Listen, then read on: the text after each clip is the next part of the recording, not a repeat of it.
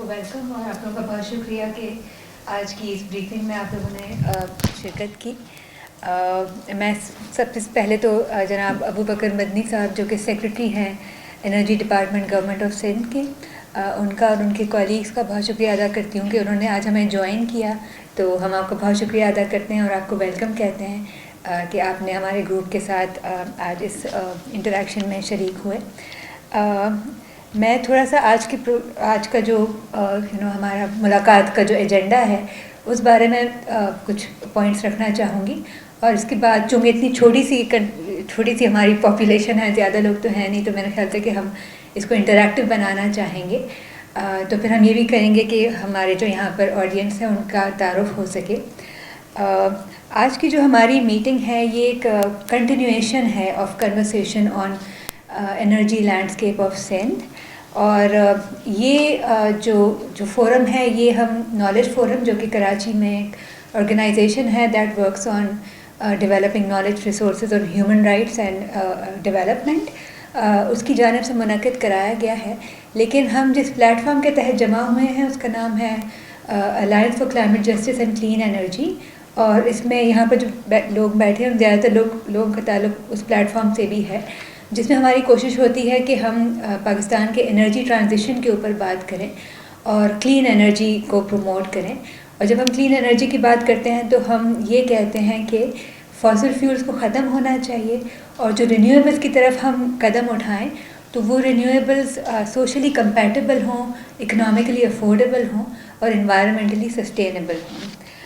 आज की जो हमारी इंटरेक्शन है उसमें हम सिविल सोसाइटी के नुमाइंदगान, वो लोग जिनके एनर्जी के ऊपर काम है, एक्सपर्टीज़ है और सिविल सोसाइटी के जो एनर्जी के हवाले से कंसर्न्स हैं उनको लीड करते हैं, ये तमाम लोग ताल्लुक़ उन एरिया से हैं, चाहे वो एकेडेमिया से हो, चाहे वो लॉ से हो या चाहे वो रिसर्च से हो।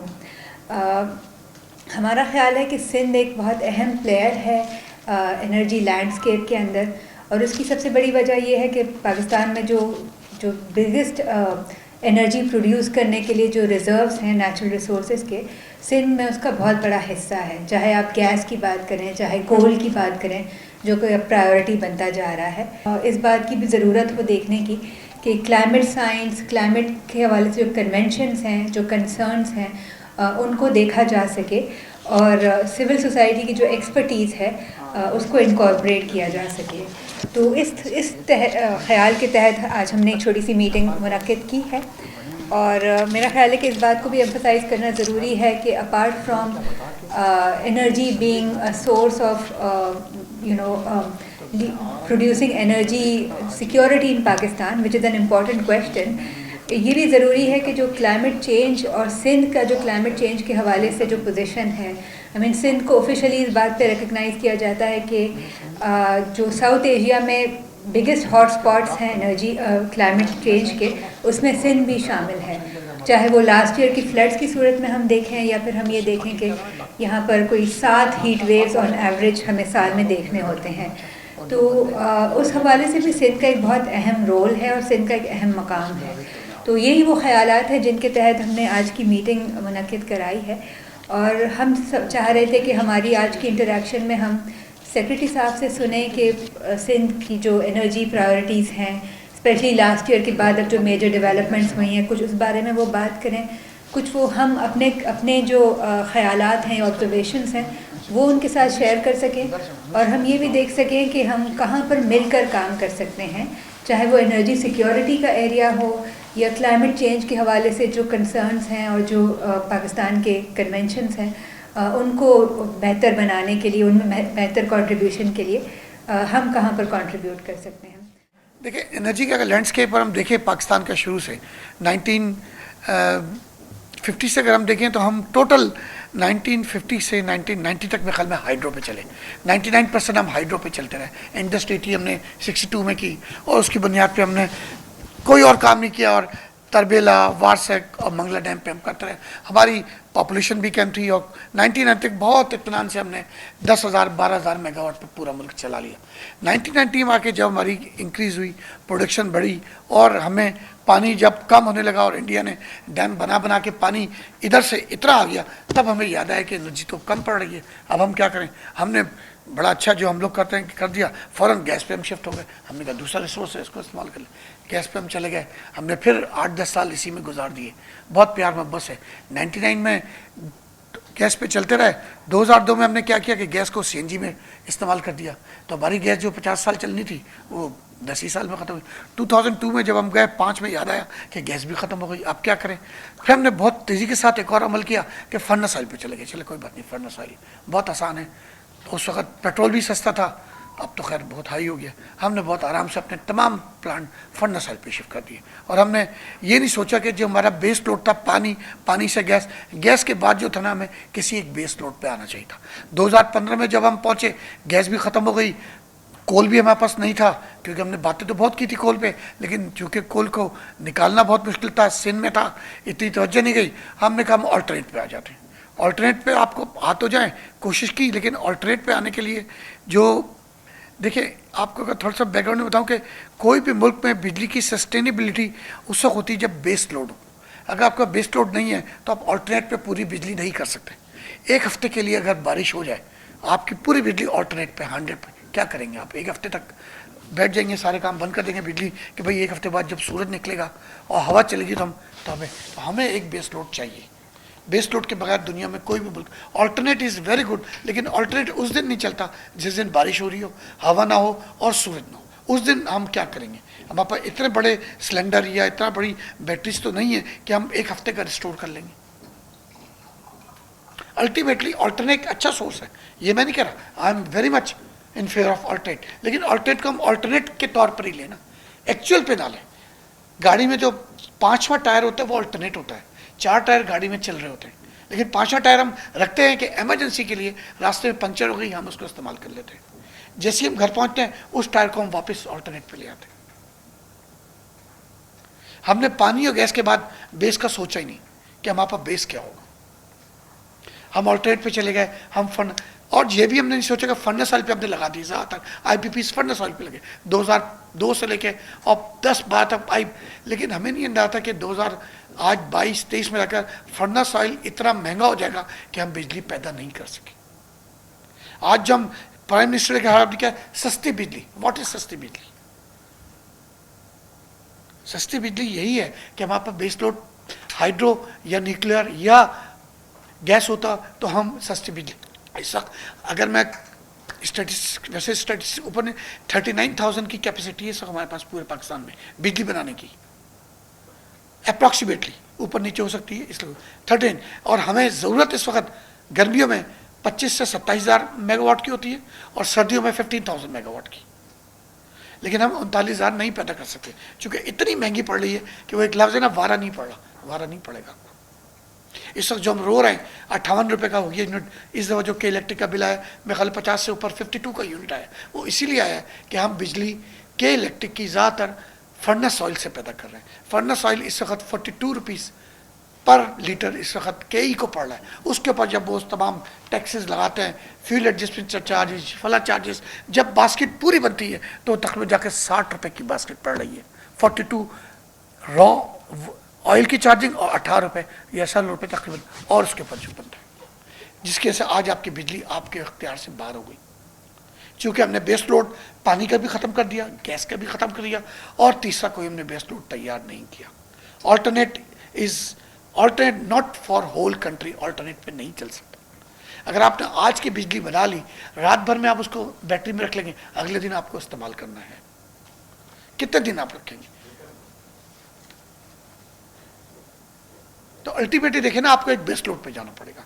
बेस लोड इस वक्त पाकिस्तान में जो मुद्दे ज़ाहिर है, इट्स नॉट नेसेसरी कि आप एग्री करेंगे कि इस वक्त दुनिया में जो होता है, आप इंडिया को देख लीजिए, मैं चले इंडिया की जो हमारा सबसे करीब है उसकी मिसाल देता हूँ। वहाँ पे 70% कोल है, बिसाइड ऑल्टरनेट, बिसाइड तमाम, लेकिन अभी भी वो 70 से 55 से 70% कोल पे चल रहे हैं। एक बेस लोड तो है ना उनके पास।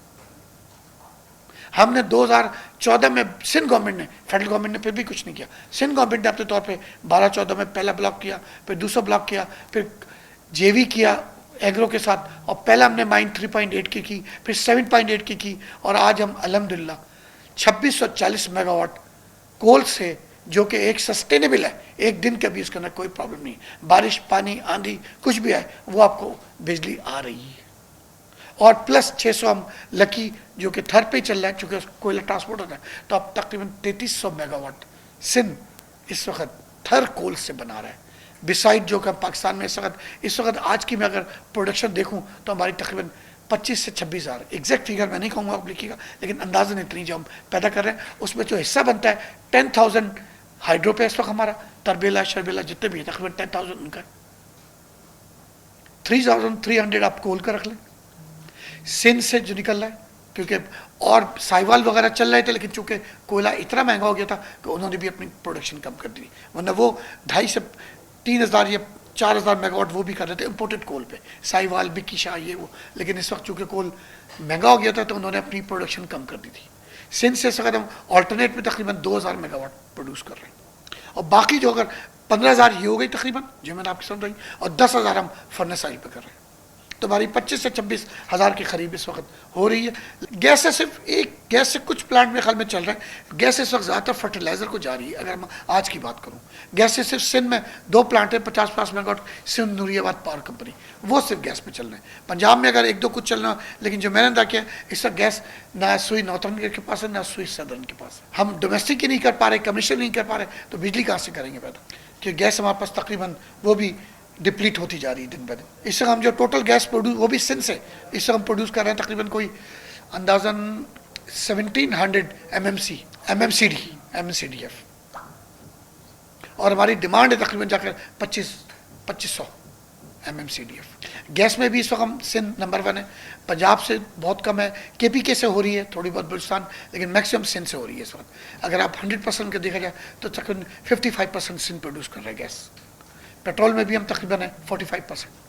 चीपेस्ट पे का जाए तो हाइड्रो के बाद न्यूक्लियर, और 3rd नंबर पे हम इस वक्त मेरिट लिस्ट में चीपेस्ट इलेक्ट्रिसिटी जो हम प्रोड्यूस कर रहे हैं। नंबर 3 पे अगर आप नेपरा की लिस्ट में जाएँ तो वैसे तो सबसे सस्ती हाइड्रो होती है, क्योंकि उसके ऊपर एक दफ़ा जब डैम बन जाता है तो उसका कोई फ्यूल कॉस्ट नहीं होती। Once the dam is completed, उसको जैसे हर जगह कोई फ्यूल होता है, गाड़ी में भी फ्यूल चाहिए होता है, लेकिन हाइड्रो एक वाहिद है जिसके ना आपको फ्यूल की ज़रूरत नहीं होती। वो सिर्फ फर्स्ट टाइम में कैपिटल कॉस्ट होती है, उसके बाद फिर उसकी मेंटेनेंस होती है, जो हमने शुरू के 1950 से 1990 उसी पे निकाले। इसलिए बिजली इस वक्त बहुत सस्ती थी और कोई बिजली का बहरान नहीं आया। पॉपुलेशन भी कम थी, नीड भी कम थी, और इतना पीक जो आजकल पीक आवर्स और वो इतना नहीं था, क्योंकि क्लाइमेट चेंज का इशू नहीं आए थे उस वक्त, जो अब इस वक्त पाकिस्तान फेस कर रहा है कि हमें अब क्लाइमेट चेंज के बहुत इशू आ गए।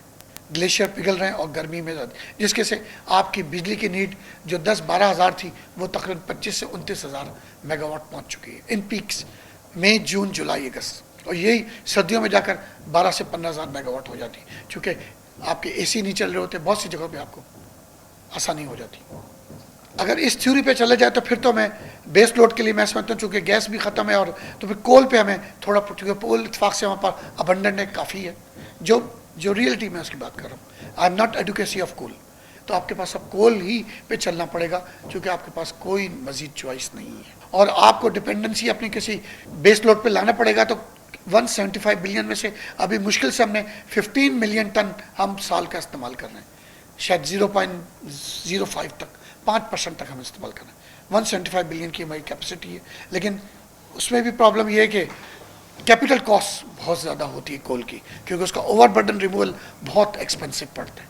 Once the coal is on earth तो फिर आपके लिए वो बहुत चीप हो जाती है।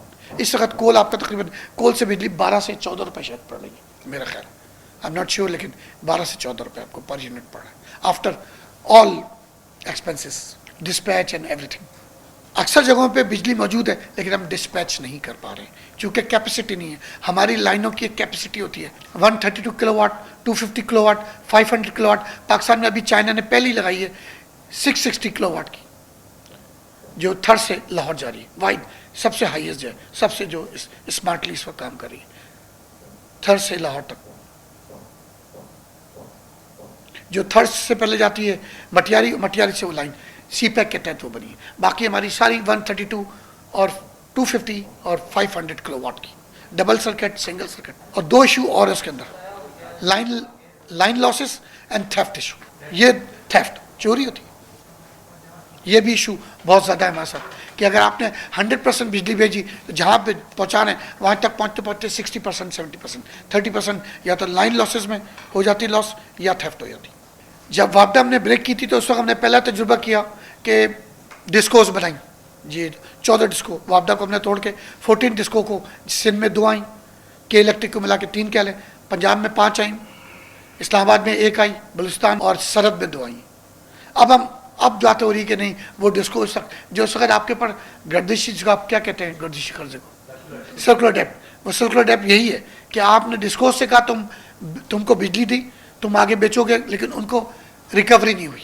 90 इस वक्त आधे 14 जो हमारे पास तकरीबन 14 जितनी भी डिस्कोज है उनका सबसे बड़ा अलमिया ये है कि रिकवरी उनकी 50% है।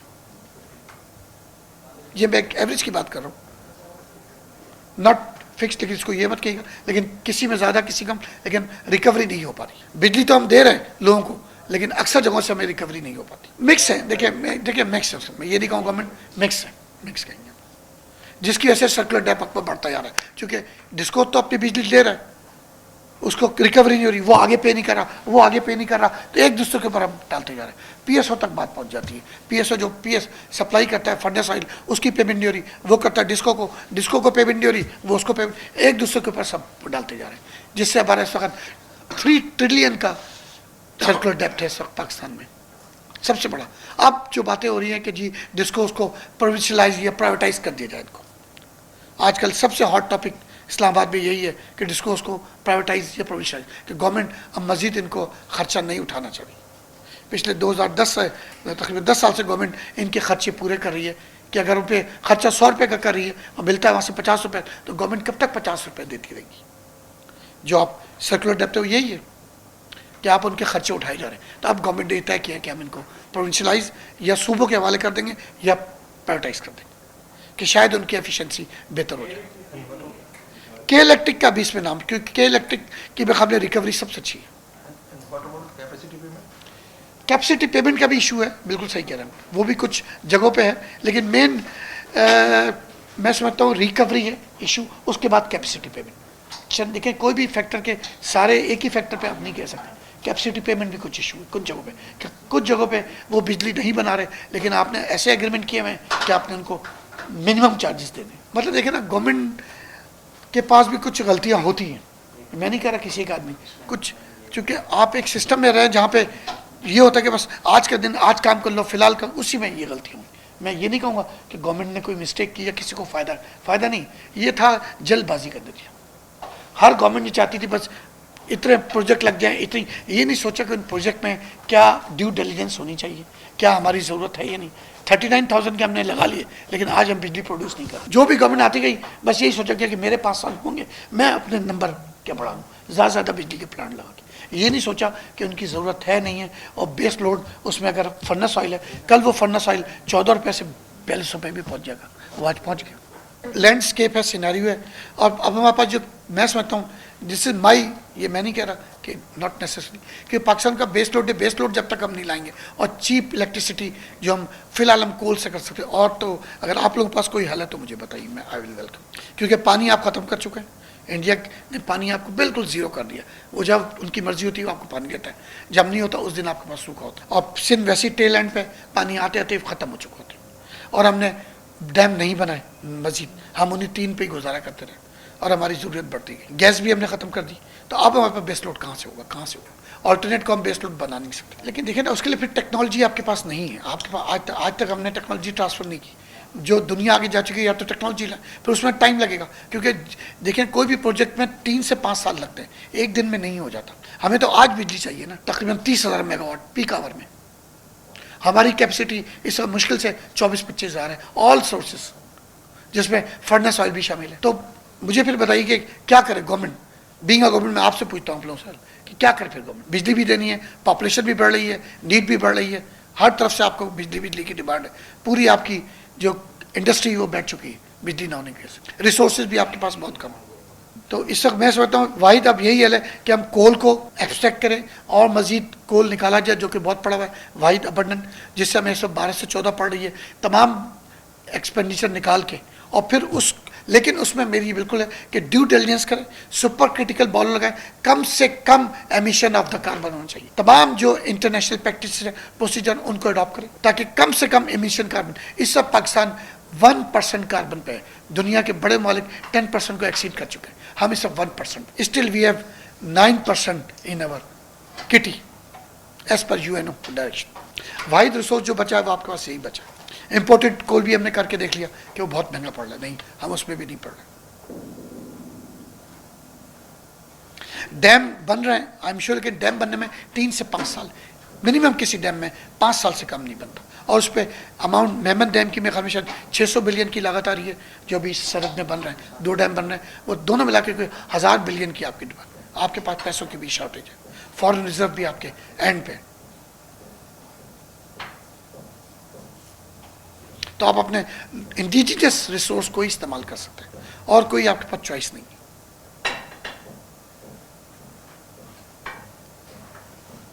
अब मैं फोरम आप लोगों के हवाले करता हूँ। I am ready to answer you. I think जो आपने पॉइंट आउट किया, एक बहुत कॉम्प्लेक्स प्रॉब्लम है यहाँ पर कि रिजर्व डिक्लाइन हो रही हैं, मुल्क की अपनी फाइनेंशियल सिचुएशन जो अभी हमने पॉली क्राइसिस के सूरत में फेस की वो है, इसके अलावा अफोर्डेबिलिटी के इश्यूज हैं, और बीइंग अ गवर्नमेंट आपका काम है to provide the service, so one can understand your situation and you know how you make your choices. तो we appreciate your frank and candid sharing of idea thoughts. इसके साथ ही मैं I think floor open करूंगी। और sir आप 1-2 बातें कर दूँगा। विंड में जो इशू है वो तो हवा का है, वो सिर्फ कॉरिडोर सिंध में जो बरामद हुआ है, जो इधर कोस्टल हमारी बेल्ट है, जिससे हम इस वक्त तकरीबन 1800 मेगावाट आज पैदा कर रहे हैं विंड कॉरिडोर, सिंध के कॉरिडोर से, और तकरीबन 150 मेगावाट हम सोलर पे कर रहे हैं सिंध में। लेकिन सोलर के अंदर भी देखें बहुत सारे इशू हैं। कहना बहुत आसान है बिजली सूरज से लेना, लेकिन उसमें भी टेक्निकल इश्यूज बहुत हैं। लोगों ने घरों में काफ़ी, लेकिन उनको भी प्रॉब्लम फेस हो रही है। Not as easy as we are discussing कि बस सोलर से तो बिजली आसानी, उसके लिए आपको उसकी मेंटेनेंस चाहिए हर हफ्ते। गर्द गुबार बहुत है पाकिस्तान में, हर रोज़ हर तीसरे दिन आपका जो पैनल होगा उसकी सफाई करनी है, उसकी वो है। फिर वो आता है डायरेक्ट करंट, आपको उसको ऑल्टरनेट में कन्वर्ट करना है, कन्वर्टर चाहिए आपको हर मरहले पे कि उस डायरेक्ट करंट को ऑल्टरनेट पे कन्वर्ट करें। फिर उसको बैटरी चाहिए कि आपको उसको रिस्टोर करें या उसको स्टोर करें ताकि वो आपके अगले दिन काम है। तो वो पाकिस्तान में अब तक कोई फैक्ट्री, पूरी कोशिश में की ना फेडरल गवर्नमेंट अभी तक एक फैक्ट्री भी ला सकी जो हम खुद यहाँ पे मेटल तैयार कर सकें, पैनल तैयार कर सकें। वो बाहर से हमें बहुत एक्सपेंसिव पड़ रहा है, चाइना से थोड़े बहुत, otherwise they are very expensive, क्योंकि उसमें इतना ऐसा खास मटेरियल है जो पाकिस्तान में नहीं बन पा रहा। गवर्नमेंट ने बहुत कोशिश की कि हम यहाँ लोकली प्रोड्यूस कर सके, लोकली प्रोड्यूस हो रहा है लेकिन उनका रिजल्ट बहुत अच्छा नहीं आ रहा, महीने 2 महीने में वो आउट ऑफ ऑर्डर हो जाता है, रिलायबिलिटी नहीं आ रही उसके अंदर। इसके लिए टेक्नोलॉजिकल ट्रांसफ़र चाहिए बहुत हाई पैमाने पे, बहुत ज़्यादा कैपिटल चाहिए, तब हम ऑल्टरनेट पे जा सकते हैं। लेकिन वही वाली बात कि अगर 2 दिन सूरज नहीं निकलेगा फिर क्या करेंगे? 2 दिन तक वेट करेंगे कि जब बिजली आएगी, बिजली सूरज तब करेंगे, क्योंकि वापस इतनी बैटरी तो नहीं है कि हम 25,000 मेगावाट स्टोर कर लें। निकले वाले देखिए, निकले वाले अच्छे हैं, लेकिन वही बात है कि तो उसमें कैपिटल कॉस्ट बहुत है। कल शायद 1200 मेगावाट का शहबाज शरीफ साहब ने इफ्तिताह किया चश्मा में जो किया उन्होंने, लेकिन उसमें भी थोड़ा बहुत जो मुझे इल्म है कि उसके लिए भी यूरेनियम की शायद आपको थोड़ी बहुत ज़रूरत होती है, और यूरेनियम ना एक्सपोर्ट कर सकते हैं ना इम्पोर्ट कर सकते हैं, उसमें भी कुछ अदर इश्यूज हैं जो आप समझते हैं। इनरिचमेंट देखिए ना, फ्यूल तो चाहिए, एक्सेप्ट हाइड्रो, सब में कुछ तो कुछ फ्यूल चाहिए। यूरेनियम आप आज़ादाना नहीं निकाल सकते, पाकिस्तान में इतना यूरेनियम होता नहीं है, और यूरेनियम पे आपको पता है बहुत इश्यूज है एटॉमिक की वजह से। वो अच्छा है कि इन्होंने इफ्तरा किया, लेकिन ये भी मुझे लगता है थोड़ा हेस में हुआ है, लगा सर है। अल्लाह करे 1200 मेगावाट होगा, यकीनन पाकिस्तान में बिजली की कमी में का, और यूरेनियम नंबर 2 चीप है आफ्टर हाइड्रो, इसमें कोई शक नहीं। एटॉमिक ये जो न्यूक्लियर जी, वो प्रोटेक्शन क्या हुई है उस पर, या उसके क्या असरात कोई ज़्यादा इस केस से ज़्यादा एनवायरमेंटल ज़्यादा होंगे, तो इसकी क्या पोजीशन है? शेल गैस पे जो मैंने स्टडी की थी, यकीनन सिंध में बहुत है, लोअर इंडस बेसिन पे बहुत है, लेकिन उसको निकालना और उसका जो इनिशियल अखराज आते हैं वो बहुत महंगे, वो पाकिस्तान अफोर्ड, अभी ना पाकिस्तान में ऐसी टेक्नोलॉजी, अमेरिका ने कुछ शेल गैस पे काम किया उनके पास, क्योंकि वो रॉक फॉर्म में होता है, वो ओपन गैस की तरह, जैसे आम गैस आप चाहते हैं एक सुराख किया और आपने निकाल ली गैस, वो चूंकि बड़े बड़े मीलों फैले हुए एक रॉक पे, अब आपको रॉक को तोड़ना है नीचे 200 मीटर पे जाकर। इन ट्रैप गैस को एक्सट्रैक्ट करना इज बहुत मुश्किल, very much close to impossible, और टेक्नोलॉजी वाइज भी इन्फेंट है अभी, ठीक है। तो अभी मतलब पाकिस्तान में अमूमन होता है ये कि बहुत जल्दी जो ना एडवांस टेक्नोलॉजीज लाने की बात करते रहते, मतलब मैंने सुना कि जी जियो थर्मल पे कर लें, टाइडल पे अभी सर ने कहा, हमारा जो सी है वो टाइड बड़ा मतलब इतना एजाइट नहीं है कि उससे हम टाइडल पे ले सकें, और वो अभी उस पर तरफ है ही नहीं।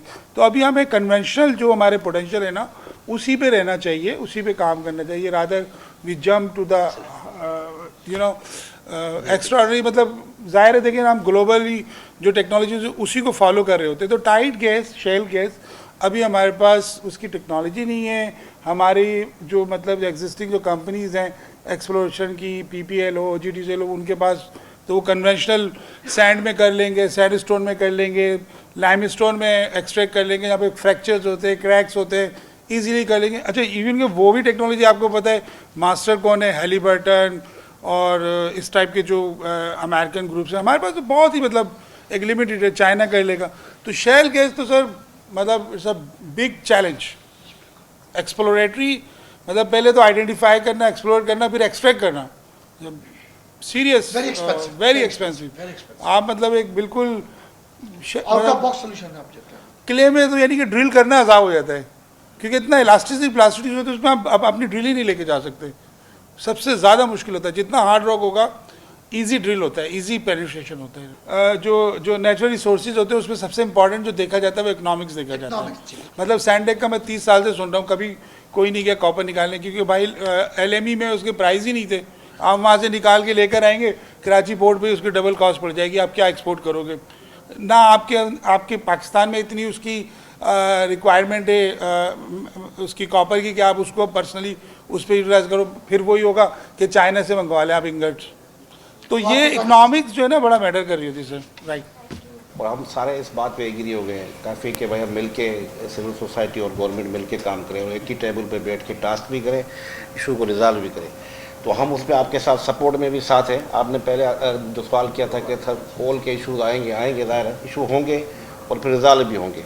अब मेरे छोटे से दो क्वेश्चन है, एक ये कि अल्टरनेट एनर्जी के हवाले से, रिन्यूएबल एनर्जी के हवाले से जो डिबेट चल रही है उसमें सिविल सोसाइटी भी आपके साथ है। हाँ ये मुश्किल है ज़रूर काम, लेकिन हम चाहते हैं कि जितना हो सके 100% ना सही 50% ही सही, लेकिन कितना सक्सेसफुल हो जाते हैं। तो उसमें आपका थोड़ा सा सपोर्ट चाहिए इस गवर्नमेंट साइड से, कि ताकि हम मिल के एक फोरम के तौर पे आगे चलाएं। एक सवाल। दूसरा ये कि सर थर्कोल की आपने बात की, कोल की बात की। थर्कोल का जनरली ओवरऑल सिंध में बल्कि मुल्क लेवल पे बड़ा सबसे बड़ा जो चल रहा है प्रोजेक्ट मेगा ये चल रहा है, और हम इस पर इनिशियली बहस हुआ कम्युनिटी लेवल पे, लोकल लेवल पे, लेकिन एग्री हो गए कि सही हम एक तरफ बैठने के लिए तैयार हैं और एग्री कोई हिंड्रेंस नहीं आप निकाला जाए, ये तो इससे अल्टरनेट नहीं।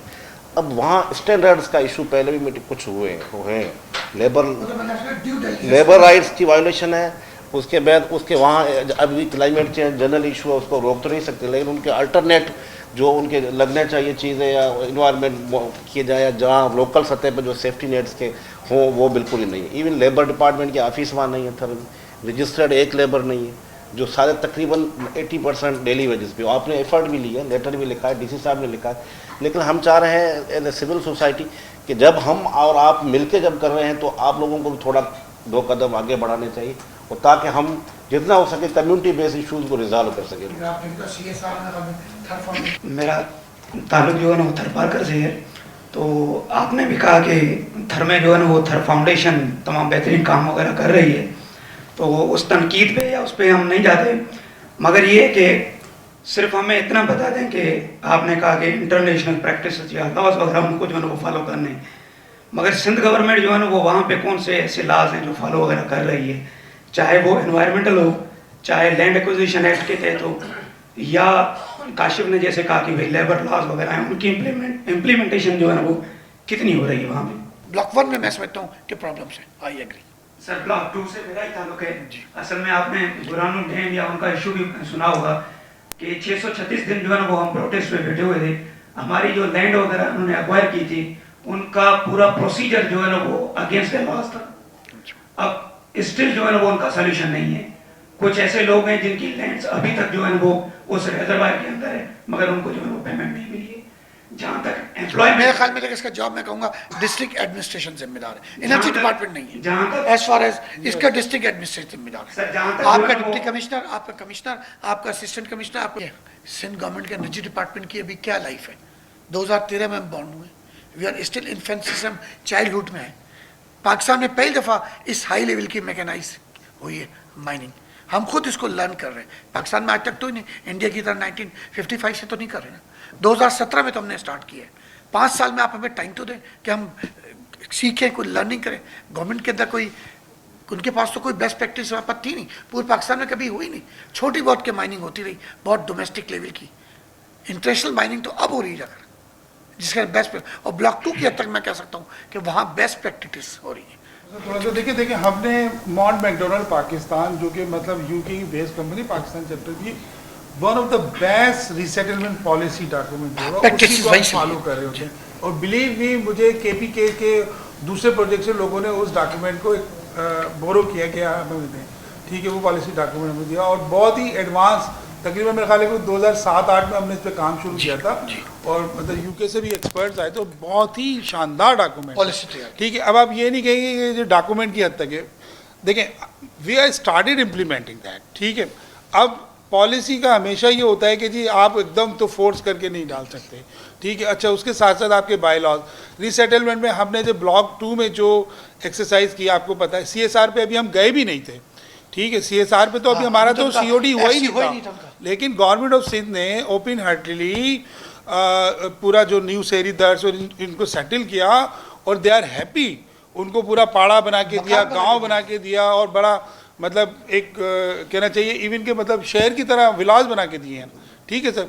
गुरानों पे भी जो है कंपनसेशन हो गया है, एग्रीड हो गया है, उसकी सारी लिस्टें मैंने भी देखी है, मैंने भी उसको ओके किया है, और वो सारी चली गई है और वो हो रहा है। इसी तरह इवन ब्लॉक 1 पे भी ऐसा नहीं है कि, अच्छा देखिए ब्लॉक 1 पे क्योंकि शंघाई का प्रोजेक्ट है, ठीक है, Shanghai is a Chinese company, 2 subsidiaries है, साइनोसेन और शंघाई इलेक्ट्रिक, ठीक है। क्योंकि ब्लॉक 2 हमारा प्रोजेक्ट था, गवर्नमेंट ऑफ सिंध का प्रोजेक्ट था, मेजरली हम फंड कर रहे थे, तो हमने, क्योंकि हमारे ही लोग हैं, हमारा काम है, हमने गवर्नमेंट ऑफ सिंध ने उसको तेज़ी से किया। चाइनीज़ से आप ये एक्सपेक्ट नहीं कर सकते कि स्टार्टिंग फ्रॉम द COD वो आपको जो है ना CSR शुरू कर दे। आप जब कमर्शियल हो जाते हैं, कमाने लगते हैं, तो उसका प्रॉफिट का 1-2% या 3% आपको खर्च करना होता है CSR कम्युनिटी 2% वैसे बेस्ट 2% पे करना होता है। तो इस तरह ये ग्लोबली जो है ये इस तरह होता है, तो चाइनीज़ भी शुरू कर देंगे। चैलेंजेस की तो बात की, लेकिन एक बड़ी कमाल अपॉर्चुनिटी भी सामने नजर आ रही है। वो ये कि सिंध वाकई में it is the first time Pakistan की हिस्ट्री के एक प्रोविंशियल लेवल पे एक अपनी रेगुलेटरी, अपनी ट्रांसमिशन, अपनी मॉडलिंग, अपनी प्लानिंग और अपनी इंडिजिनस रिसोर्सेज को एक मास स्केल, लार्ज स्केल पे to meet demand, I think it has to be appreciated. जिस एनर्जी, जबकि हमें टोटल 10 साल हुए अभी, 2013 में हम लोग फॉर्म हुए थे, उस समय हमने स्टार्ट किया, 2017 में माइनिंग स्टार्ट हुई थी, और अल्टरनेट तो शायद हमने 2019 में स्टार्ट किया, but we are did 5000 megawatt हम सिंध से अलग से दे रहे हैं। ऑल पाकिस्तान की जो किटी है उसमें हम डाल रहे हैं, सिर्फ ऑन सिंध 5000 मेगावाट, 3300 वहाँ से और 1700 यहाँ से। तो वी आर डूइंग, कोशिश तो कर रहे हैं। और बाकी वो ब्लॉक 2 वालों ने, मैं सोचता हूँ बेहतर काम किया। ब्लॉक 1 वालों ये सही कह रहा है कि चाइनीज़ अपना इंटरेस्ट देखते हैं, हमारी वैसे आए, सारे पैसे उन्हीं के लगे। आपको पता है सिर्फ एक माइन 3.8 की खुलने में $1 बिलियन का खर्चा है, $1 बिलियन का एक माइन खुलने में। वका साहब, अगर सेक्रेटरी साहब अगर इसमें ना दो, क्योंकि लीला की बात जो है ना उसको एक फॉर्मल टेक्निकल अपराटस में भी लाया जा सकता है, एक पॉजिटिव अगले अक़दाम की तरफ सोचते हो, ना कि सिर्फ एक नहीं, मैं इसको बहुत पॉजिटिव, वो मेरा, और मैं एक सवाल के तौर पे भी पेश करूंगा कि ये एक तरतीब के तौर पे सूबे के लेवल पे नेपले की जाने की जरूरत नहीं है। जो हम जाते थे वहाँ जाके फंस जाते हैं, जनरेशन लाइसेंस, टैरिफ डिटर्मिनेशन, वो अब हम यहीं पे किया करेंगे यहाँ पे कर सकते हैं। और जिस तरह लीला ने बात की, मेरे ख्याल है अकबर साहब ने भी शायद बात की, कि मैं जरूर चाहूँगा कि वो भी एक बात इसमें शामिल करें कि लॉट्स ऑफ इशूज जो कि अब रिजॉल्व हो सकते हैं जी आसान, क्योंकि वो प्रोविंशियल लेवल पे होंगे, पहले वो फेडरल लेवल पे थे, क्योंकि आप आमने सामने हम बातचीत कर सकते हैं। और हमारी ट्रांसमिशन कंपनी, पहले हम हर बात में NTDC के मोहताज थे। बिजली तो हमने बना ली, लेकिन यहाँ से वहाँ तक ट्रांसफ़र कैसे करें? जब तक NTDC कहता मेरे सिस्टम में आप 10 साल बाद आएंगे, अभी मेरे पास 10 साल तक का काम हुआ है, 11 साल में आपको काम दूंगा। और मेरा ख्याल है हमारी तरमीम में 18वीं उसकी भी रूह यही चाहती है, इसकी भी रूह ये चाहती है कि काम सूबे के पास हो। अल्लाह का शुक्र है कि जो 2010 में तरमीम हुई थी, अब जाके हम उसकी सही रूप पे काम कर रहे हैं, खास तौर पर इलेक्ट्रिसिटी, एनर्जी लेवल पे। ऑयल एंड गैस भी हम उस पर भी हम बहुत अच्छा काम कर रहे हैं, शेल गैस भी। अभी तक तो फेडरल गवर्नमेंट ही करती थी, रिवायती पहली दफ़ा सिंध गवर्नमेंट भी अब आ रही है कि हम भी ब्लॉक लें, प्रोड्यूस करें, काम करें उसके ऊपर। तो मैं शेख साहब, मेरे सवाल जो है ना मेरा, और फिर मैं अगर आप इजाज़त देंगे मैं रिकमेंडेशन भी पेश करना चाहूँगा। सवाल मेरा ये है कि जितने भी तमाम वसाइल हैं ये ताल्लुक़ रखते हैं आपकी एनवायरमेंटल कॉस्टिंग से, सोशल कॉस्टिंग से, इकोलॉजिकल कॉस्टिंग से, या जैसे कहते हैं स्ट्रेटेजिक एनवायरमेंटल इम्पैक्ट असेसमेंट, जो कि हमारी सीपा के लॉज भी उसकी जो है वो सेक्शन 18 में करता है एहतमाम। और दूसरा ये ताल्लुक़ रखते हैं इंटीग्रेटेड लीस्ट कॉस्ट प्लानिंग से, जो कि अब सिंध के हवाले राइट कि हम लोकली इसको कर सकते हैं। अब इसमें कुछ चंद सवाल ऐसे हैं जो कि एक ऑब्वियस सी उनकी कॉन्ट्रडिक्शन है, इसमें मैं मतलब यही चाहूँगा कि उसको एक तो आप क्लैरिफाई करें, फिर हमारी तरफ से कुछ एक अदर रिकमेंडेशन दी। क्लैरिफाई वाले सवाल ये है कि IG सर के मुताबिक जो है वो फॉर एग्जांपल ऑरेकल को उठा 3 साल से वो इस्तिस्ना है किसी भी सिलेक्शन से, क्योंकि वो लिस्ट हुआ था ही नहीं। लेकिन अब आके हम सुनते हैं कि एक MOU हो रहा है उस पर, ठीक है, it doesn't make sense. Unless आपकी कोई लीस्ट कॉस्ट प्लानिंग जो है वो प्रिसीड करेगी इन सारे जो भी हमारे प्लान्स हैं फॉर एक्सपेंशन, हाँ वो कोल हो या कुछ भी हो, इट डजंट मैटर, इसमें ब्लाइंड है, कोल है नहीं है, दिस इज ये सवाल हो रहा है लोगों के, सिंध के लोगों की बेहतरी का, और लीस्ट कॉस्ट की बेहतरी होती सालों की बेहतरी। Environmental and least cost balance basic principle है, उसूल है। इसी तरह जिस तरह से नीला ने सवाल किया कि जब ये सारे कॉस्ट को आप एडअप करते हैं, मिसाल के तौर पे अगर पानी में तबाही आ गई है, हाउ ब्लॉक 1 और ब्लॉक 2 और ब्लॉक 6 डजंट मैटर, तो एंड में जाके तो खर्चा सिंध गवर्नमेंट को देना पड़ेगा, लोग पेपर लेके खराब करके या बच्चे अपनी मुसीबत लेके जो हॉस्पिटल में जाएंगे, बच्चा तुम्हें बर्दाश्त करना पड़ेगा। छोटी सी मिसाल, आपने बेस लोड का जिक्र किया, इस वक्त दुनिया जहां में ये बात मुसल्लम है कि आप कोयले को एक छोटी सी टेक्नोलॉजी की इंट्रोडक्शन से उसे as a base load rather than a base load as a regulator use कर सकते हैं, या जिसे कंजेशन मैनेजमेंट या फ्रीक्वेंसी मैनेजमेंट कहते हैं। आप इंटरमिटेंसी का जो एक स्टैंडर्ड आर्ग्यूमेंट है, एक बड़ा एक नॉर्मल इसमें एक ईजी तरीन इसका रिस्पॉन्स है कि आप फ्रीक्वेंसी रेगुलेशन की जो है वो टेक्नोलॉजीज पे जाएं, they are much cheaper and they have fallen by 300% in the last 10 years.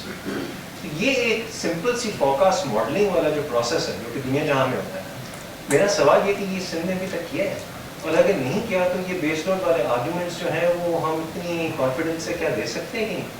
पहला सवाल। और उससे मुंसलिक सवाल ये कि जब तक कि हमने ये चीज़ नहीं की, जो तक मेरा इल्म है उसमें की हो, और अगर नहीं की तो हम सारे मिल के यहाँ पे डेफिनेटली आपका हम लोग 100% इसमें इनपुट यूजफुल दे सकते हैं to get that process started. Environmental costing को लीस्ट कॉस्ट टैरिफ में शामिल करें। पाकिस्तान के आप पहला डिपार्टमेंट होंगे और दुनिया के वन ऑफ द टॉप 5 जो कि एनवायरमेंटल कॉस्टिंग को शामिल करे होंगे अपनी टैरिफ रेगुलेशन में और अपनी लीस्ट कॉस्ट जनरेशन एक्सपेंशन के मॉडल में। कुछ चीज़ें ऐसी हैं जो ज़ाहिर फेडरल कंट्रोल कर रहा होता है, तो इशू भी वहीं से आ रहा होता है। इशू इस तरह से कि रिसोर्सेज प्रोविंशियल हैं, ठीक है, लेजिस्लेशन जो है वो फेडरल है, ठीक है। ये मैं समझता हूँ कि अब तक जो एनर्जी सब्जेक्ट जो रहा है ना, वो प्रॉब्लम ही ये रहा है। सर ने जो बातें की हैं, किस तरह हम शिफ्ट हुए हाइडल, थर्मल और लाइक दिस, और फाइनली वी केम टू कोल। हालांकि हम कोल पे काफ़ी अच्छे से काम करते रहे, तो प्रॉब्लम यही रहा, एक तो पॉलिटिकल ड्राइव इन पॉलिसीज़, सर भी बात कर रहे थे पॉलिसीज़ की, तो political drive in policies, instability, political instability, this and that. Thank you very much कि आप हमें अप्रिशिएट करते हैं जी। बार बार मैं खुद भी एक थर्ड से मेरा तकरीबन 20 ईयर्स मैं अपॉइंट ही शायद इसी पर्पज़ के लिए था कि मैं थर्ड पे काम करूँगा, तो हमने तो काफ़ी उस पर एफर्ट किया है। अब आहिस्ता आहिस्ता चीज़ों को इवॉल्व कर रहे हैं, कोशिश कर रहे हैं। आई टेल यू कि हम कोल टू गैस की पॉलिसी पे काम कर रहे हैं, ठीक है। इंशाल्लाह हम कोशिश कर रहे हैं कि I am searching for some consultant, कि हमारे पास कोई कंसल्टेंट आ जाए। हालांकि फिर मुझे प्रॉब्लम यही आता है कि मैं पॉलिसी पे काम शुरू करूँगा और फेडरल का एरिया है पूरा का पूरा, पूरा का पूरा फेडरल का एरिया है। LOIs की आप बात करते हैं और इक्वल दिया, हमने हर तरह से कोशिश कर ली, नहीं दिया। आप सही कह रहे हैं MOU, लेकिन वो MOU सर वो पोर्ट कासिम के हवाले से है कोई पावर, उन्होंने 5 साल फेडरल पावर प्लांट दस्तक देते देके वो थक गए। अब अल्टीमेटली उन्होंने कि एक ऑल्टरनेट मंसूबा बनाया है कि जी हम ब्लॉक 1 या 2 से कोल परचेज करेंगे एज ए कोई भी परचेज, उसको ट्रांसपोर्ट करेंगे पोर्ट कासिम पे। पोर्ट कासिम पे के इलेक्ट्रिक का प्लॉट है, वहीं पे के इलेक्ट्रिक की ट्रांसमिशन है, वहीं पे कोल जाके लगेगा, वहीं से बिजली पैदा होगी। और के इलेक्ट्रिक 70 सालों में पहली दफ़ा कोल से प्रोड्यूस करने जा रहे हैं, क्योंकि के इलेक्ट्रिक को भी अंदाज़ हो गया कि हम फर्नेस ऑयल पे नहीं चल सकते। तब उन्होंने आगे हाथ जोड़ा कि यार मैं पोर्ट कासिम पे हमारा प्लॉट है, वहीं से हम ऑफ टेकर भी लेंगे, हमें कोल यहाँ तक दे दो तो हम बेफर्स्टी बिजली पैदा। पहली दफ़ा कई ने ये रियलाइज़ किया कि हम यहीं पे, इसीलिए ब्लॉक 6 वाले को अब हम कोशिश कर रहे हैं कि कोल पे इजाज़त मिल जाए कि कोल 1, 2 कहीं से भी ले लें, उससे भी कोई इंटरेस्ट नहीं। लेकिन के इलेक्ट्रिक को कम से कम 1200-1300 मेगावाट तो कोल पे मिलेगी, वरना सारी बिजली फर्नेस ऑयल पे मिल रही है, तो आपको 60 रुपये से कम मिले कैसे? एक बात मैं आपको यहाँ ऐड कर दूँ, अभी जो रिसेंटली ये SIF जो भी गल्फ काउंसिल आर्मी के साथ जो हुआ, उसमें जो वाहिद सिंध का प्रोजेक्ट अप्रूव हुआ है थरकोल रेलवे लाइन। इस लिहाज से तो कम से कम मैं कहूँगा कि आपने बहुत क्लियर होकर कहा कि मैं तो अपने लोगों को एनर्जी देनी है और जो चीज़ मेरे पास मौजूद है मैं उससे दूंगा। बिल्कुल। और ये बड़ा अच्छा पॉइंट ऑफ व्यू है इस लिहाज से कि कम से कम हम यहाँ पर तो क्लियर है कि ठीक है जी, मेरे पास जो cheap cost of resource available है मैं वहाँ दूंगा। और यार मैं आपको इसमें भी सपोर्ट करता हूँ कि जनाब ठीक है, हमारा जो कार्बन इमिशन है वो 220 मिलियन टन्स के करीब है, जबकि जो हाई इनकम कंट्रीज है उनका बहुत ज़्यादा था और वो एक खास लेवल पे पहुँच गया, उसके बाद बात कर रहे हैं। लेकिन इस केस को दुनिया के सामने पुट अप करने की ज़रूरत है कि भाई हम आपके जो मसाइल और जिसकी वजह से हम क्राइसिस में हम उनकी ऐसे कैसे हैं? हम वल्नरेबिलिटी 8 नंबर पे जब आ गए हैं मुल्क, और वो इस वजह से आ रहा है कि आपकी कॉस्ट हम क्यों पे करें। तो इस मामले में सिंध गवर्नमेंट यूँ अच्छी, क्योंकि यहाँ पे 10-15 साल से एक पार्टी को तो हम बेहतर अंदाज में, बाकी सूबों में पता ही चलता है 5 साल बाद किसी और के ऊपर, तो वो इतनी यानी उनकी पॉलिसियाँ यूनिफॉर्मिटी नहीं है। जो आता है सिंध में ये लकी है कि अब एक पार्टी आ रही, तो हमें इसी वजह से हम एनर्जी बनाने में, सेपरा बनाने में, नेपरा SCD कामयाब हो गए कि एक पार्टी की यूनिफॉर्मिटी चल रही थी, जिसके से वी आर आज इन ए पोजिशन कि तमाम तीनों सूबों में एनर्जी डिपार्टमेंट कुछ नहीं कर रहा, सिर्फ वाइस सिंध गवर्नमेंट में जहाँ बहुत कुछ रेगुलेटरी अथॉरिटीज़ और इन चीज़ों में कामयाब हो गए। और हम 5000 मेगावाट कोई सूबा नहीं दे रहा होगा, हम दे रहे हैं सिर्फ 5000 मेगावाट अलोन सिंध गवर्नमेंट, जो कि नेशनल ग्रिड में जा रहा है। फ्यूचर अब सारा इलेक्ट्रिक के पेट्रोल भी मुझे लगता है कुछ ऐसे बाद शायद हमारी ज़िंदगी में ही ख़त्म हो जाएगा। Thank you. एक तो ये कि हमने वहाँ मुख्तलिफ मौक़ात पे लोकल इश्यूज हम डिस्कस करते हैं। हमारे हाथ तो ये लगते हैं असल कमिश्नर कंपनसेशन और ये या डिप्टी कमिश्नर, तो वो अक्सर हमें ये कहते हैं कि ये हमारा मसला नहीं है रेवेन्यू का, ये थरकोल वालों का मसला है। अच्छा। अब जब वहाँ थरकोल वाले बैठे उनसे पता करते हैं, वो कहते नहीं हमारा मसला डिस्ट्रिक्ट एडमिनिस्ट्रेशन ये अंडर डिपार्टमेंट का मसला है। फिर अंडर डिपार्टमेंट हमें मिलते नहीं है, और जो भी कोई मिलता है उससे कुछ नहीं होता, भाई चुप हो जाओ, भाई क्यों चुप हो जाओ, भाई सीपीए का मसला है। अच्छा। अरे भाई अब तो मैंने तो यहाँ सीपैक का कोई जिक्र नहीं किया। नहीं, छोटी सी बातें ये हैं कि आपको पता होगा, मीडिया में रिपोर्ट भी हुआ है, पिछले हफ्ते मिट्टी में एक बड़ी अच्छी कॉन्फ्रेंस भी हुई थी, घर में बिजली गिरने के जो वाक़यात हैं वो पड़ गए जी, पड़ गए। और गुज़िश्ता हफ्ते की जो कॉन्फ्रेंस थी उसमें टेक्निकल लोग थे जी, और उन्होंने काफ़ी चीज़ें बताई। 2 चीज़ें बड़ी अहम थी, आसमानी बिजली गिरने के वाक़यात, जिसमें हंड्रेड्स मतलब एनिमल्स और काफ़ी लोग भी जानी बिजाई हुई। तो एक सवाल कर दूं, क्या उसकी वजह भी थरकोल माइनिंग है? जी अच्छा, उसी तरफ आ रहे हैं सर, उसी तरफ आ रहे हैं, उसी तरफ आ रहे हैं। नहीं, ये वो टेक्निकल जो थी बातें, तो मतलब 2 उसके वो थे एस्पेक्ट। एक ये था कि थर में पहले ही हवा में डस्ट पार्टिकल्स ज़्यादा हैं, और जो एंग्रो कार्ला की सोशल एनवायरनमेंट इम्पैक्ट असेसमेंट की पहली रिपोर्ट थी, उसके एनवायरनमेंटल मैनेजमेंट प्लान जो लास्ट में लगा हुआ था, उसमें यह था कि क्योंकि थर में पहले ही डस्ट पार्टिकल हवा में ज़्यादा हैं, तो आगे उन्हें रिकमेंडेशन थी कि जो सेंट्रल एनवायरमेंटल प्रोटेक्शन एजेंसी है तो उसको चाहिए कि वो अपने स्टैंडर्ड जो भी लिमिट है थ्रेशोल्ड को बढ़ा दे। वो फिर मुझे वो बात याद आई और उस कॉन्फ्रेंस में ये बात हुई थी कि कोल की वजह से सल्फर और कार्बन जो एयर में बहुत है, उसमें ऐड हुई है, और वो जब बिजली की गरज चमक का जो थंडर स्टॉर्म बनता है उसके अंदर चार्ज जो क्लाउड है उससे जब वो पाथ प्रोवाइड करता है और वो जल्दी करंट होती है। सही है आपकी बात। और ये बड़ी सीरियस उसमें दूसरी जो बात उन्होंने कही, अच्छा वो उसमें वो कैसे होता है, डस्ट पार्टिकल होल्ड कैसे होते हैं, क्योंकि जो टेम्परेचर जो क्लाइमेट साइन में जो टेम्परेचर बढ़ा है तो अर्बन सी में बढ़ा है और हमारे यहाँ भी तो माहौल जो मॉइस्चर ज़्यादा है तो इसमें वो हवा में रहता है कार्बन सल्फर जो भी पार्टिकल्स हैं और वो जल्दी उसको पाथ प्रोवाइड करता है, इस वजह से होते हैं। और ये एनर्जी डिपार्टमेंट से रिक्वेस्ट है और बाकी दोस्त बैठे हैं या अकेडमिया जो भी आए हैं इस पर रिसर्च करें कि जहाँ जहाँ वाक़यात हुए हैं वो किन किन जगहों पे हुए हैं और उसके ये फ्रीक्वेंसी क्यों बढ़ी है और उस पर देखने के लिए। आपने बड़ी अच्छी बात की।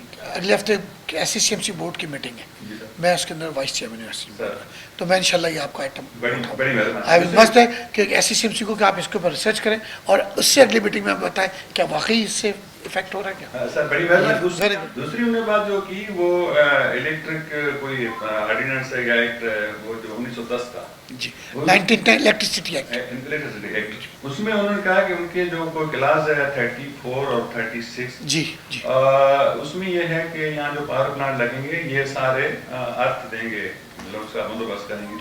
इंटरनेशनल प्रैक्टिसेस चलते हैं जो भी करना है तो उसको देखने के लिए जो है सुपरवाइजर है जो उसको क्या कहते हैं इलेक्ट्रिक इंस्पेक्टर होता है। वो पहले सिंध पे एक हुआ करता था, जब के इलेक्ट्रिक अलग हुआ तो वो कराची तक रह गया और अभी डिवीजन सतह पे रखे हुए हैं। नहीं वो मीरपुर खास में इलेक्ट्रिक इंस्पेक्टर है जो ये काम। सर बड़ी मेहरबानी, मैं उसी पे आ रहा हूँ। उन्होंने मसला क्या बताया, उन्होंने कहा जो मीरपुर खास बंदा है वो इंजीनियर नहीं है और वहाँ जो बैठे हुए बंदा था उसने कहा, मैंने जब उससे बात की राब्ता किया कि सर ये तरह बिजली गिर रही है और ये इलेक्ट्रिक एक्ट के फला क्लास के मुताबिक ये अरेंजमेंट होने हैं, तो आपके पास क्या रिपोर्ट है, क्या हाल वाला थोड़ा बताएं सही। तो उसने कहा यार तो मुझे पता ही नहीं है कि मुझे क्या क्या करना है। तो आप क्यों बैठे हो, उसने कहा तो बस मैं तो किसी की मेहरबानी से बैठा। इन्वायरमेंटल मैनेजमेंट प्लान मुख्तलिफ कंपनीज की, ये तो एक तो अलग अलग चीजें हुई हैं ना, होल पूरे थर्कोल के एरिया का कोई स्टडी प्लान हुई नहीं है, मेरे नजर से नहीं गुजरी है, अलग अलग बिट्स से पीसेस में हुई है। और जो मैट मैकडोनल्ड की जो पॉलिसी की बात कर रहे हैं, ड्राफ्ट पहला आया था और हुसैन साहब एक उनके कंसल्टेंट थे और बिलीव करें वो ड्राफ्ट मेरे पास अभी पड़ा हुआ है। उसमें यह था कि इंडिजिनस पीपल्स के जो राइट्स हैं उनका ख्याल किया जाएगा। ब्रैकेट था इफ एनी, मतलब अगर कोई वहाँ कोई है तो उसके राइट्स का ख्याल किया जाएगा। और उस पर मतलब है ना दिल चाह रहा था कि रोए को, लेकिन उसमें शदीद और वो डिफेंड कर रहा था, नहीं यहाँ इंडियन पीपल कहाँ है।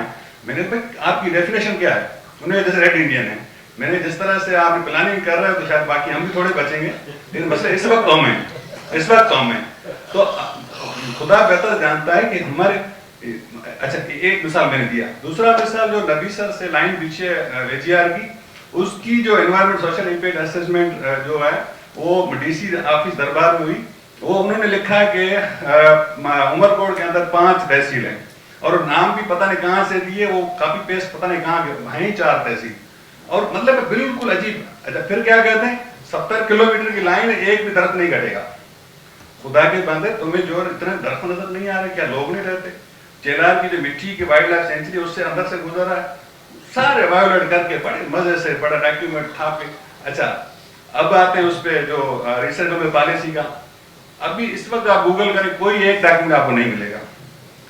मेरा जो क्वेश्चन है, एनवायरमेंट मैनेजमेंट प्लान बनना, अभी इम्प्लीमेंटेशन क्या हुई, क्या मेरिट्स लिए गए, क्या प्रोग्रेस है, कितनी चीजें रहती है, क्या होनी है। अगर हम पूछें तो किससे पूछें, हमें डॉक्यूमेंट नहीं मिल रहे, तो भी पुराने जितने भी उनका पता करें तो ये कहेंगे थोड़ा सा बताएंगे तो हमें आसानी हो जाएगी। ठीक है, बड़ी मेहरबानी। थंडर स्टॉर्म के हवाले से जो बड़ी अमेजिंग थ्योरी मुझे लग रही है और इंटरेस्टिंग कि इस तरह बिल्कुल आई अंडरस्टूड कि भाई कंडक्टिविटी डेवलप हो रही है आपके ख्याल में, या जिसने भी ये थ्योरी पेश की है तो सर ने पहले ही कह दिया कि हम इसको चेक करते हैं, उन पॉइंट्स को लोकेट करते वो वहाँ किन पॉइंट्स पे हुआ है, और भी फर्दर के आया सॉइल पार्ट जो पार्टिकल्स है वो ज़्यादा होगा। अच्छा, दूसरा इलेक्ट्रिसिटी इंस्पेक्टर के हवाले से जो आपने कहा 1910 इलेक्ट्रिसिटी एक्ट बिल्कुल ये प्रोहिबिट करता है कि कोई भी अपनी इंस्टॉलेशन नहीं करता विदाउट इंस्टॉलिंग द अर्थिंग। तो ये है IPPs को जनरेशन लाइसेंस ही इशू नहीं होता कि if they don't comply, even के ये कंप्लाइंस जो लैंडर होता है उसकी भी रिक्वायरमेंट होती है पूरी। तो लाजमी है कि जो भी IPPs हैं, छोटी मोटी जो भी इंस्टॉलेशन होती है, they are all doing earthing. उसमें होता ये कि दे कम टू अस, ज़मीन हमारी है, सही है, तो वो हम भी अलाउड है और वो प्रॉपर उसको अर्थिंग करते हैं। प्लस हमारा एक पहले था, क्योंकि इलेक्ट्रिसिटी एक्ट काफ़ी पुराना है, पहले पूरे सिंध का था, फिर वो आहिस्ता आहिस्ता डिवाइड हो गए, तो तकरीबन हर डिवीज़न में मेरे ख्याल है एक इलेक्ट्रिसिटी इंस्पेक्टर है। तो थर का जो मेन पार्ट है वो मीरपुर खास से कंट्रोल होता है, वही इंस्पेक्टर हमारा जाता है, वही सारा जो भी एग्जामाइन करना है चीज़ों को, इंस्ट्रूमेंट्स की क्वालिटी और डिस्ट्रीब्यूशन सिस्टम वगैरह, वही सर्टिफिकेशन अलाउ कर रहा होता है। मैंने शुरू में कहा था 1955 में मैंने कोल से स्टार्ट किया, वो अब एडल्टहुड से भी आगे निकल चुका है और वो तकरीबन 70% of the Indian electricity through coal करे, इसलिए उनके पास बिजली बहुत है और उनकी चीप भी है। और दूसरी बात है कि उनके यहाँ पॉलिटिकल सिस्टम कभी डीरेल नहीं हुआ। 1947 से आज तक एक दिन की भी इलेक्शन में ताक़ीद नहीं हुई, एक दिन भी ये नहीं हुआ जैसे इलेक्शन होता है दूसरी गवर्नमेंट आती है, तो एक यूनिफॉर्मिटी चली आ रही है। बदकिस्मती से हमारे मुल्क में ये नहीं है, जब तक पॉलिटिकल स्टेबिलिटी नहीं होगी ना, आप नहीं कुछ कर सकते। 1% जो पोल्यूशन है वो पेट्रोल और डीजल की वजह से है, बिल्कुल ठीक है। इसका हल यही है कि आप इलेक्ट्रिक व्हीकल और इलेक्ट्रिक व्हीकल के चार्जिंग स्टेशंस बनाने के लिए के इलेक्ट्रिक और शेल को जाना था, लेकिन शेल से मुल्क से ही चला गया। अब PSO है, लेकिन तो एक सेंस हमें हुआ है बातचीत करके, वो ये हुआ है कि renewable is a threat to coal, renewable is a threat to coal. ये माइंडसेट का हमें अंदाज़ा हो गया है, ठीक है। एक तो आपके इस पे तासुरात चाहिए कि इलेक्ट्रिक में खुर्रम दस्तगीर साहब आए थे अभी कल परसों में, और उनसे जब रिन्यूएबल्स की बात की गई तो उन्होंने कहा इसको हम रेगुलर रेट्स पे ही रखेंगे और देते रहेंगे, ये नहीं कि रिन्यूएबल की कॉस्ट जब पूरी हो जाएगी तो वो फ्री हो जाना चाहिए।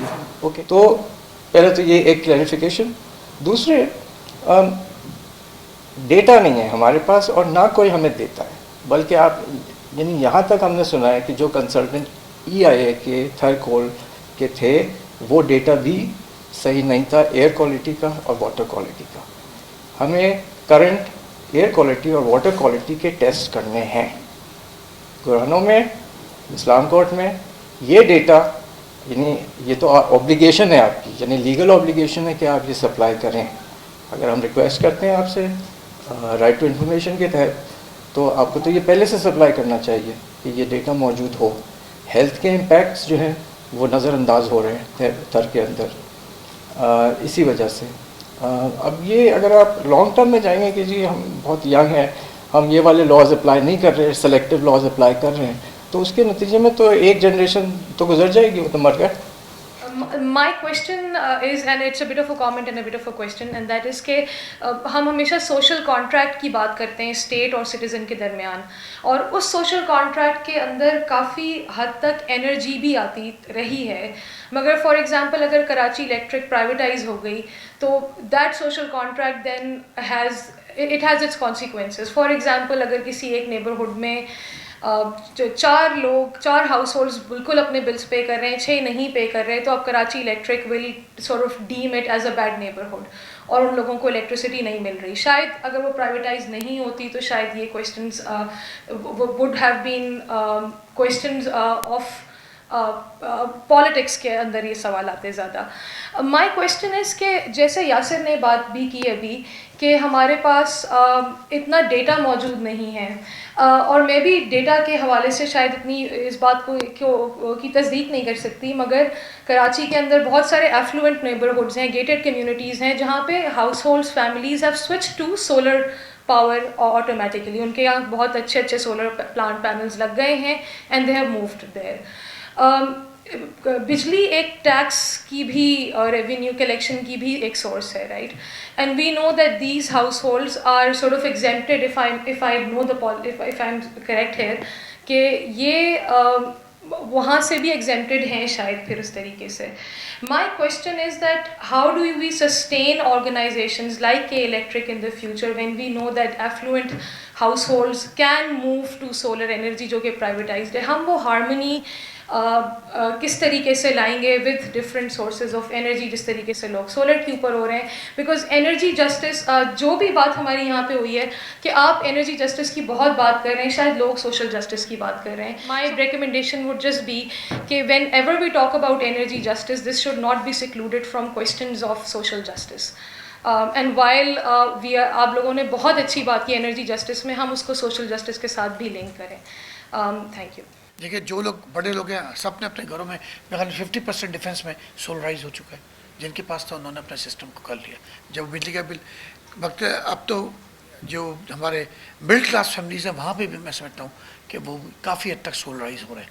गरीब आदमी क्यों नहीं हो पाया? कि उसके पास पैसे नहीं है, क्योंकि 5 किलोवाट का एक सिस्टम मेरे ख्याल में 10 लाख में मेरे ख्याल में एक लगता है इस वक्त, जो मैंने एक एवरेज देखा है जो सख्त चल रहा है. या तो गवर्नमेंट तमाम टैक्सेस ख़त्म कर दे, फेडरल गवर्नमेंट, तो हम उस लेवल पे ले आएंगे कि एक आम आदमी भी सोलराइज अफोर्ड कर सकता है. जब तक टैक्सेस नहीं ख़त्म होंगे और मुकामी तौर पे पैनल तैयार नहीं होंगे इंटरनेशनल स्टैंडर्ड के, हम नहीं कर पाएंगे. Thank you sir. I think आपने बिल्कुल राइट इसको पॉइंट आउट किया कि न्यू डिलेमा है. लेकिन आई थिंक कि जो हमारे कॉलीग की तरफ से सवालात थे, because you are government, you have to provide a service and you have to make all those choices. We completely understand. और हमारा मकसद भी ये था कि हम आपके साथ उस तरह के एरियाज़ पे बात करें कि जो इन चॉइसेस की वजह से जो कंसर्न्स रेज हो रहे हैं, उसके जो इम्पैक्ट्स हैं, जैसे जैन ने बात की कि फाइनेंशियल इम्पैक्ट इवेंचुअली सिंध ही को देने पड़ेंगे, और वो सिंध फिर किस तरह से उनको जनरेट करेगा, वो लोगों के ज़रिए ही करेगा या कर्जे लेगा या जो भी, तो वो एक पूरा एक जनरेशनल वो इशू बन जाता है. तो आई थिंक इसको हमारा ये मकसद था आपके साथ बात करने का कि हम मिलकर कोई इस तरह के एक बनाएं खाका के हम इन इश्यूज़ को एड्रेस कर सकें. We don't want to be forever protesting before your door. तो I think we have to find a solution, एक कॉमन सोल्यूशन. और हम इस बात को भी बिल्कुल अप्रिशिएट करते हैं कि आप इस कन्वर्सेशन को कंटिन्यू रखते रहे हैं, लास्ट ईयर भी, इससे पहले भी और अभी भी. और अब चूँकि इलेक्शंस आने वाले हैं, लेकिन हम समझते हैं कि शायद सिंध में तो कम से कम अरेंजमेंट इसी तरह की रहेगी, तो होपफुली कि हम इसको इस कन्वर्सेशन को जारी रखेंगे. इसके लिए मैं अब जुल्फ़िकार शाह साहब से दरख्वास्त करूँगी कि वो एक वे फॉरवर्ड का एक नक्शा हमारे साथ शेयर करें. बात तो ये थी कि इस वक्त फेज़ आउट हो रहा है गवर्नमेंट का, एंड सेक्रेटरी साहब is busy with lot of the kind of, even जब हम मिले तो उस वक्त भी वो ऑनलाइन एक मीटिंग में थे. तो लाजमी है एक गवर्नमेंट जब फेज़ आउट होती है तो आप सब लोगों को अंदाज़ा है कि वो कितने बिज़ी हो सकते हैं. एंड आई रियली एक्सपेक्ट कि वो कह रहे हैं कि आज मैं 10 बजे तक हूँगा, लेकिन वो शायद 12 बजे तक भी ऑफिस हों. So that's what's happening with most of the people even in Islamabad और क्या उसमें. तो thank you very much. And equally important to recognise that के जो मिनिस्टर साहब हैं हमारे इम्तियाज़ शेख साहब, I think is really equally जो इंटरेक्शन में, एंगेजमेंट में, वो उसकी पूरी अपनी लेगेसी रही है. हमारा एनर्जी डिपार्टमेंट के साथ एक रिलेशनशिप रहा है. 3-4 चीज़ें जो यहाँ आई हैं, मैं समझता हूँ कि एनर्जी एक बिग थिंग के तौर पे सामने आ रही है और ये अगले दिनों में चलेगा. अगर आप देखें कि जो लास्ट डेवलपमेंट्स हुई हैं उसकी इम्प्लीमेंटेशन अपनी जगह पे होंगी. So would really definitely like to engage with you sir. और मैं तो वे फॉरवर्ड में यही कह रहा हूँ कि आज यहाँ 3-4 एरियाज़ में चीज़ें सामने आई हैं. एक तो लाजमी वो, and that's really a good opportunity, जिस तरह अभी मदनी साहब कह रहे हैं कि अगले हफ्ते ही कंपनी के बोर्ड की है, आप बोर्ड पे बैठते हैं. आप अच्छा हुआ कि अपने स्टाफ में से थर को जो आपके यहाँ एसओ के तौर पे देखते हैं यंग चेप, उनको भी लेके आए एटलीस्ट के लोग क्या. तो एक तो वो जो CSR से रिलेटेड लोगों की इस तरह की चीज़ें हैं 4-5, वो आ जाएं, उनको हम एक जगह पे डॉक्यूमेंट कर लें, जिसको आप रिकमेंडेशंस कहें. I would say that's why we pinned it. It's not only challenges but opportunities as well. तो वो हम कर लें. और एक एरिया वो है जहाँ लोगों के मेजर कंसर्न है, लैंड की बात हुई, वाटर की बात हुई, रीसेटलमेंट की बात हुई, एनवायरमेंटल चीज़ों की बात हुई, फिर उसमें साइंटिफिक सॉल्यूशंस हैं जिसकी बात कर रहे हैं जैन के. जी आप एक कास्टिंग करवा लें, कम से कम आप प्रपोजल तो दे दें.